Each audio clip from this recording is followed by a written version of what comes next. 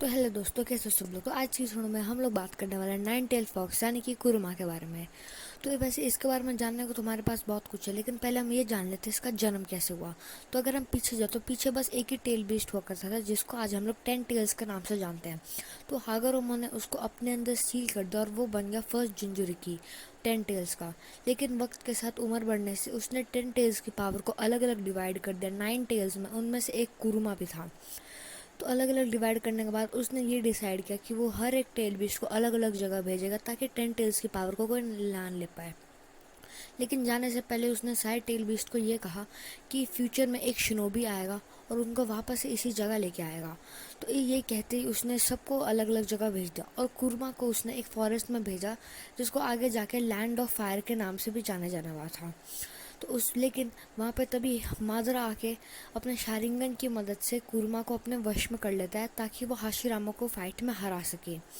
लेकिन वो इस चीज़ में फेल हो जाता है और हाशिरामा कुरुमा की पावर्स को अपनी वाइफ मितो उजुमाकी के अंदर सील कर देता है, ताकि मादरा या फिर और कोई भी कुरुमा की पावर्स को ना यूज़ कर सके। और मितो उजुमाकी बनती है फर्स्ट जिंजुरी की कुरुमा की। लेकिन वक्त के साथ आगे बढ़ने से उनकी भी एज बढ़ गई थी और उस वजह से सील कमज़ोर हो सकता था। तो उन्होंने अपने क्लैन से एक लड़की को बुलाया जिसका नाम था कुशिना उजुमाकी, जो आके जाके मितो उजुमाकी की वाइफ बनने वाली थी। तो उसके बाद उनने उसके अंदर जो है कुरमा को सील कर दिया, क्योंकि उनकी जो सील है वो कमज़ोर हो रही थी, इसलिए उसने कुशिना के अंदर कुरमा को सील कर दिया। उसके बाद फिर कुछ डिलीवरी की वजह से उनकी उसकी भी सील कमज़ोर होने लग गई। तो थर्ड होकाके ने डर में आके एक स्पेशल जगह स्पेशल अरेंजमेंट्स कराई, ताकि कुरमा डिलीवरी के समय निकल ना पाए। तो लेकिन उसके बाद वही वहाँ पे तभी टोबी आ जाता और सबको मार के नारुतो को ले लेता, और नारुतो को फिर मिनातो को वो धमकी देता है कि कुशिना मेरे को दे दो, कुशिना मेरे को दे दो। और फिर यही कह के वो नारुतो को ऊपर उछाल देता है, लेकिन मिनातो किसी तरह भी नारुतो को बचा के अपने घर ले आता है। उसके बाद फिर ओबिटो इसी चीज़ का फ़ायदा उठा के मैंने कुशिना को वहाँ से ले जाता है। और उसके बाद फिर वो कुशिना के अंदर से कुरुमा को निकाल देता है। और अगर किसी भी जिंजूरिकी के अंदर से उसके टेल बीस्ट को निकाला जाए तो उसकी मौत तुरंत हो जाती है। लेकिन उजुमाकी क्लैन में ऐसा नहीं होता, वो भी थोड़ी देर तक जिंदा रहते हैं। तो उसके बाद फिर वो कुरुमा को निकाल लेता है और कुशिना पे हमला कर देता है, लेकिन सही वक्त पे मिनातो आके कुशिना को बचा लेता है। तो कुशिना को बचाने के बाद मिनातो जो है कुशिना को नाओतो के पास छोड़ देता है, ताकि वो लास्ट समय नाओतो के साथ रह सके। उसके बाद कुशिना मिनातो को बताती है कि टोबी जो है वो कुरुमा से हिडन लीफ पे अटैक कराने वाला है। उसके उसके बाद ये सुनते ही मिनातो जो है टोबी से लड़ने चला जाता है, ताकि वो अटैक ना कराए। लेकिन तब तक टोबी जो है कुरुमा को समन कर चुका है तो है हिडन लीफ पे। उसके बाद फिर कुरुमा एक टेल बीस्ट बॉम्ब बनाता है, जिसको मिनातो अपने टेलीपोर्टेशन जुत्सु की वजह से कहीं और टेलीपोर्ट कर देता है विलेज से दूर। लेकिन फिर से वो एक टेल बीस्ट बॉम्ब बनाता है, उसको भी वो कहीं विलेज से दूर टेलीपोर्ट कर देता है। उसके बाद फिर वो कुरुमा को विलेज से दूर कहीं पे उसके आसपास बैरियर लगा देता है, ताकि कुरुमा कहीं जा ना सके और कोई भी अंदर ना आ सके। उसके बाद फिर वो कुशिना को बताता है कि उसने क्या डिसाइड किया है, कि वो आधी पावर्स कुरुमा के अपने अंदर डालेगा और आधी पावर्स नाओतो के अंदर डालेगा, क्योंकि नाओतो का शरीर पूरी कुरुमा पावर्स को नहीं सह सकता था। इसलिए उसने आधी पावर्स अपने अंदर और आधी पावर्स नाओतो के अंदर डालने का डिसाइड किया, और उसने आधी पावर्स अपने अंदर और नाओतो के अंदर डाल दी। लेकिन कुरुमा को ये मालूम चल जाता है कि वो आधी पावर्स उस छोटे से बच्चे नाओतो के अंदर डालने वाला है। तो कुरुमा इसीलिए उस नाओतो को मारने के लिए अपना हाथ आगे बढ़ाता है, लेकिन कुशिना और मिनातो उसके सामने आ जाते हैं और वो उन दोनों को मार देता है।